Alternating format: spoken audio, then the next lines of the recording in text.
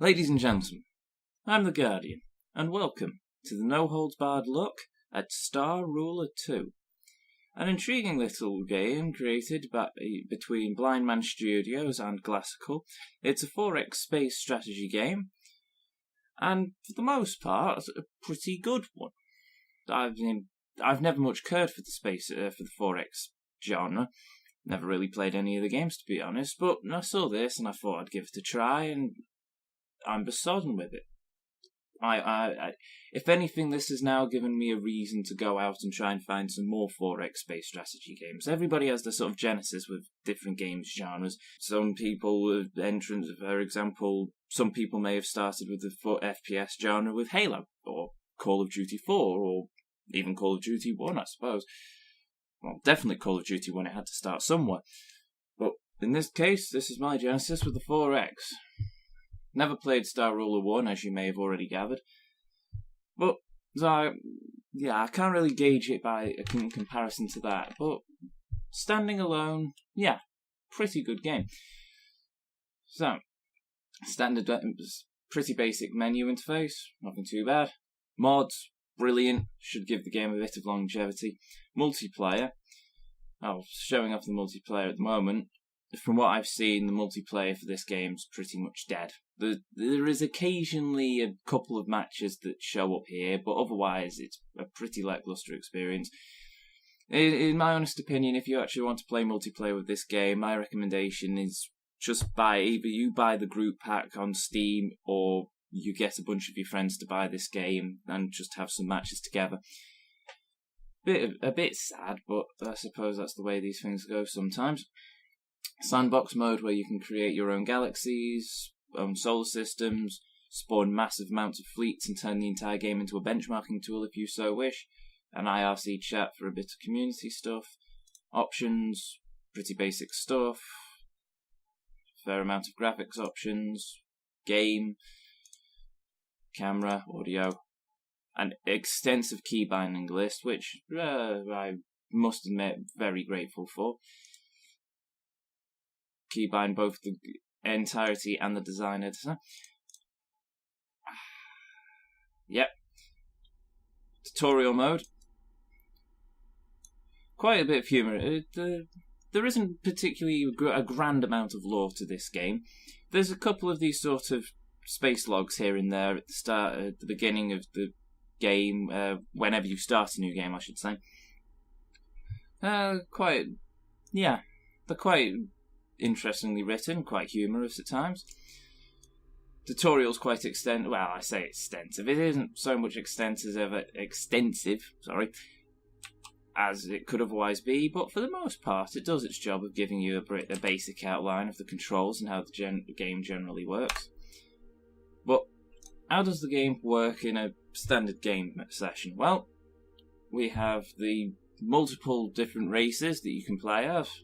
Terran, Oko, the Borg for some reason, whatever that is, and that strange thing. Oh, and a Cylon, because, why not? On top of the template races, you also have customizable races. Brilliant. Don't like the races they've given you? Go off and create your own. That's fine. Set up your own governments. Sort out your FTL technologies. These terrestrial, sort out what you're basically I'm trying really hard right now to try to think of what the term for it is. Sort of what your species is, I suppose. Terrestrial, mechanoid, star child. Yeah, the standard. You also have everything also has a random, which means you can easily create a species at random and go out and play the game if you so wish. But for the most part, I'm just going to stick with the default. Mostly because I have yet to actually work out most of the controls of this game yet, and I've got about 6+ hours of gameplay in. Then again, like I said, I'm new to the 4X genre, so I'm obviously going to take a bit of time to try and get onto my feet. But yeah, select your galaxy. You can have several galaxies, so if you so wish, you can create it would help if I could get my words right today. So in essence, you can create a massive universe if you so wish, but for the purposes of this video, I'm just going to stick with the standard spiraling galaxy. Oh, you can also change the space, flatten it if you so wish. I'm not going to bother with that. So yeah, maps of this game. That's something to be very much applauded. Well, let's start the game, shall we? Yep, there we go. Sorry, thought it was about to crash again. Yeah. Mentioning crashes, the game isn't a particularly stable one. That should be given out as a warning straight off. I've lost count of the amount of times this game's crashed and how many times I've had to validate the files. I've been through SLI, I've shut down my FPS counters, I've gone through this, that and the other. The game the game will randomly crash at times. I haven't figured out just why it does, but yeah, that's something to keep in mind. Right, gameplay. Basic system. Well, no, I say basic. I need to stop saying basically. Right, you have many worlds. There we go, much better. You have water planets, food planets, and industries. Well, I say industries. Resources. The resources come in many different tiers. You've got tier 1, 2, 3, 4, And what you do is you have to colonize these worlds. I'm lazy, so I'm just going to colonize all. You can right click on the star and just select to colonize everything. And yep. And your home world, well, the nearest world I should say, will start sending out these little colony ships to go and colonize the planet. Once the planet's colonized, then you can make use of its resources. Or you could start to grow the planet if you so wish. I've worked out so far is there's not really much point in leveling up the food and water worlds. You just use them to get your planets rolling and leave it at that. Everything in the game's also done in real time, which means if it says it's going to take a minute to do something, it is going to take a minute to do something. Thankfully, they have given you, everyone, a speed up. So we'll speed up the colonization. There we go, that's one.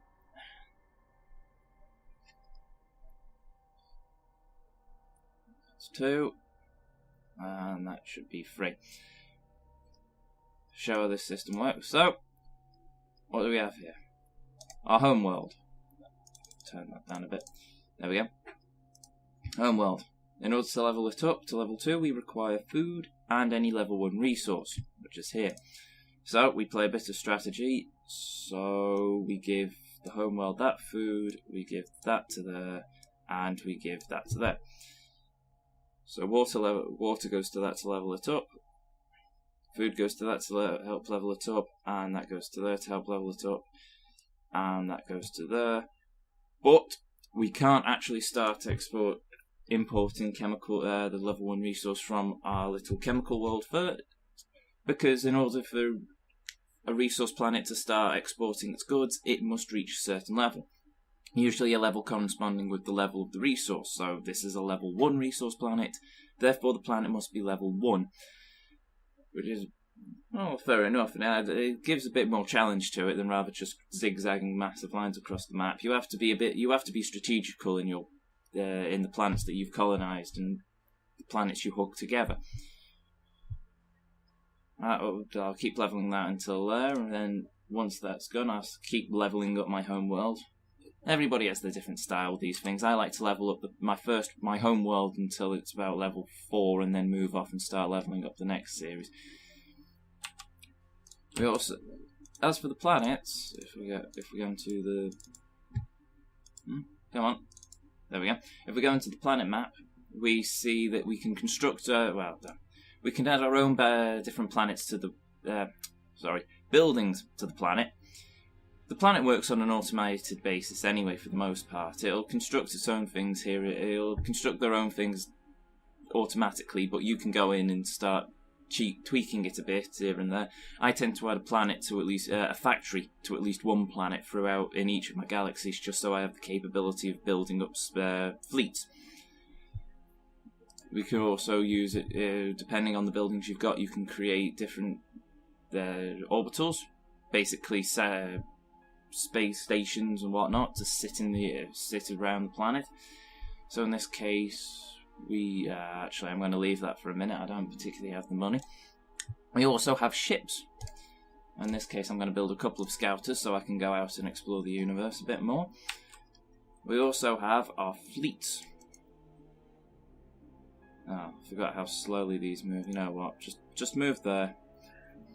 Graphically, this game is actually particularly brilliant in my opinion as well. I mean, when I first loaded it up, I thought, oh well, it's just going to. Given the money, I thought, well, it's a top-down sort of thing. It's not going to require particularly high graphical fidelity, but then I zoomed in on this little fleet, and it's just. I have to admit, I was honestly staggered. I didn't expect. Well, just look at it. That model's particularly good. I mean, I'm sure many people out there would say, oh no, it's not particularly brilliant at all. It's just a bit of an HD graphical pack. Shut up. I think that looks brilliant. I'm honest. I honestly love zooming in on these little fleets. I'll zoom in on them all the time, apart from it's a pain in the neck to try and keep up with them when they're in flight. Yeah, a little fleet. A star. It's even pulsating. It's just, look at that. A pulsating star. It definitely feels alive. The universe in this game, the maps in this game, they feel alive. They just do. See, even the planets are orbiting. Well, rotating. They do orbit, actually, but it's less of a continuous orbit and more of they will sit stationary for a bit, and then after a set amount of time, they will jump to different locations of their galaxy, which I suppose is fair enough, but it does make it a heck of a problem to try and keep track of everything. Right, our scouter is constructed, so we shall send it off into the universe. Auto-explore with the FTL. But FTL travel in this game works on a series, makes use of resources as well. So you have FTL energy, which is FTL crystals. These generate a set of generate over time. So here we get 1 crystal for every second. To use FTL, you pay a set amount of crystals. So in this case, I've just blew through half of the FTL crystals in my disposal to use the Scouter's auto FTL function, which is fine. So that Scouter can go and trundle off around the universe. The other Scouter isn't built up yet. Yeah, either I've rotated or that. To be honest, I can't recall. But yeah, that's exploring the universe. Have we discovered anything? Ah, yes, relics. Relics in this game are quite additional little power-ups for your fleet or for your planet, depending on what they are. You use energy, which we don't have at the moment, to unlock them and then use them as an extra boost just to your planet, to your forces, in order to help you create an empire and fight off any other species that you come across, should that occur. I haven't actually gone to war yet in this game. Every time I've played a round, I've managed to annoy my fellow species, the AI in the map. Not entirely sure how I've managed to annoy them, usually by trundling into their space and, well, actually, I suppose it's by trundling into their space and taking their worlds, that's given. But I haven't been to war yet. We haven't unlocked them any. But we do have a chance to look at the diplomacy. The diplomacy in this game is it's a peculiar one, I must admit. It sort of works on a card game system. You have a series of cards that you can buy with influence points, so you can get Patriotic Surge, Annex System, Negotiate. Negotiate's always a useful one, but I've already got enough of them. These are then used in the Galactic Senate in regards to bills being passed. So, in this case, we've got the Zeitgeist of Power being passed, a Zeitgeist for Power being passed, whereas if the vote passes, the most supportive empire will receive a bonus of 2 energy per second base generation. These basically give you extra bits and boosts throughout the game. Unfortunately, it seems the AI is always ready to fight against whatever Zeitgeist is on, which is quite annoying, really. The AI doesn't make life easy, it must be admitted. I suppose it would be a case of pulling together treaties and whatnot, but I haven't actually worked that out yet.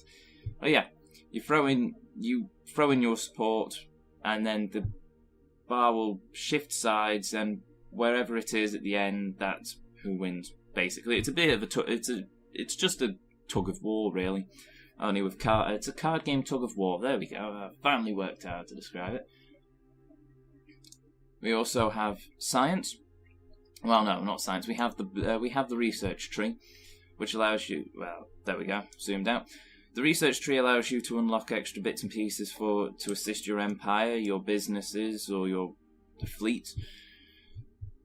So, impact, research how to best damage and destroy enemy starships. Well, don't need that at the moment. Or research business. No, we can't research business. Yes, we can.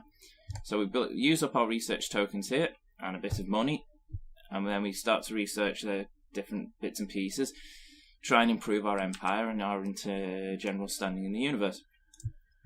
Design, we can go into this basically Hex Map, and we can change our go about. Hello, what did I just do? Ah, never mind. Yeah, basically this Hex Map where we can go about redesigning the ships that we already have or creating our own ones. I believe I heard at one point that there's a slider where you can scale your ship up to incredible sizes. I could basically make a ship the size of a galaxy if I wanted to. Not that I had to have the particular funds to make a ship the size of a galaxy, but for the most part it's a pretty brilliant thing. Build your ship, create a custom ship, make a flagship, make your fleet stronger. This can be done for every ship in the game, from what I can tell. See, I can also improve my scouter ship if I so wish. Not that I'm about to upgrade the scouter ship. I've just noticed that the scouter ship also has a weapon on it. I never knew that. I always thought they were sort of just automated droney things, but no, they're an actual ship. Proves how much attention I've paid to the game, hasn't it? Planets, just a basic planet tree to show you where all the connections between your planets are, which is fine. So we've got food and water going to that one, the food from that going to there, and the water going to there, and then standard system. So if we go into our galaxy here, we have food and water. What's that? Oh, that's just water. Sorry, the image looks a bit weird for me. So we give food and water to that electronics planet, I should say. And if we're there, no, yeah, there we go. So now we can see that those two are feeding into that world. And as it goes on, if I start feeding those resources, say, into my home world, then it'll all shift and change. Actually, I'm quite curious now. I haven't actually tried that yet. No, I can't try that. Yeah, no. So, link. Does this planet out? Oh no, right, yeah, no. If a planet's giving out its resources, it can't actually feed, If a planet's handing out resources, it can't import things. It's a bit weird there, so. Yeah, the resource system is one planet to one planet. You can't have one planet export to many planets. Why not? I haven't worked that out. I suppose it's a way of adding to the strategy of it all, but yeah, relatively simple. Interesting system. It's an interesting game overall. It's also got quite a bit of depth and a bit of a steep learning curve. I mean, as I said at the beginning, the tutorial will give you the basics of how to get the game going, but to do well at the game, that's going to require a bit of play, a bit of research. Thankfully, there is also a wiki, which hasn't loaded up yet. Come on. Yeah, there we go. A wiki. We can. So if we want to know about anything, we can go into the wiki, read up on what this does.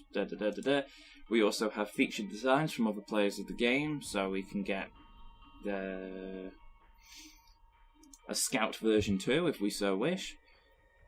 A very basic scout version 2. I'm not entirely sure I particularly like that. I suppose it works quite well for speed, but oh well. But yeah, so we can import them, import them or upload our own designs. Interface-wise, yeah, it's relatively okay. It's basic. It basically reminds me of a web browser. I think that's probably where they got the idea from. So we can open new tabs if we wish, so we can select different galaxies. So if I select there,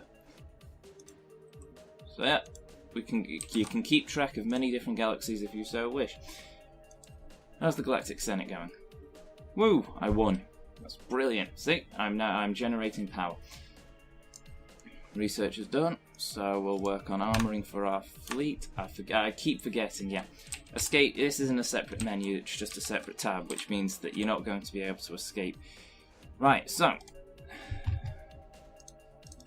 while we're at it, let's show off the construction of a fleet. So we build a dreadnought for our flagship, heavy gunship, beam ship, missile boat, gunship. Maybe still, right, no, okay, that's enough, I can only have that. So the dreadnought will be the commanding ship of the fleet, and then you get all these little other fleets flying around your primary flagship as protection, as extra assault power. While that constructs, we shall take our primary fleet and see if there isn't anything we can't blow up. Are there any remnant fleets dotted around so we can show off the combat? I'm going to take a guess that there isn't. That's a bit of a that's a blow. Let's try FTLing into this galaxy. There's got to be something around. There's usually some sort of remnant fleet to take out. There we go. I don't want to pause it. Come on. There we go. So, attack. I don't know why I slowed it down. It'll take forever for them to get there. Slow that down, and we zoom in. There we go. Two fleets fighting each other. Beams and missiles and phaser blasts shooting all across the universe. Actually, you know what? Pause the game for a minute. This is one curiosity that I have. No, I was thinking that... Oh, yeah, I've zoomed too far in. No, I was thinking that maybe the game would have have missiles actually spawning from the ships. But no, it doesn't. But we can see the beams firing off the ships. So yeah, that's a bit of a letdown. Not so much a letdown as it would be nice to see, but on a technical standpoint, that would have been probably very hard to do, and it would have probably nuked down the FPS of most games now, come to think of it. But yeah, ship combat. You also have a pirate ship that flies around and occasionally shoots at your ships. I'm not entirely sure if I can destroy it or how to destroy it. I haven't managed to. By the time I get any fleet in the area, the pirate ship's buggered off. It just sort of trolls you. Flies in. Oh, you have a planet. Flies in, shoots at the defensive forces, flies away. Just more of an annoyance, really, than anything. I haven't worked out if it's actually doing any considerable damage, but most of the time, whenever you colonize a new galaxy, you gain the access to start using that galaxy's defense force. It's basically free defense for the galaxy, so all the planets generate their own little defense ships to help fight off any possible invaders. I always keep it on, mainly because I haven't actually discovered any downside to keeping it on. If there is, I'm sure somebody will probably tell me if there is one day, but yeah.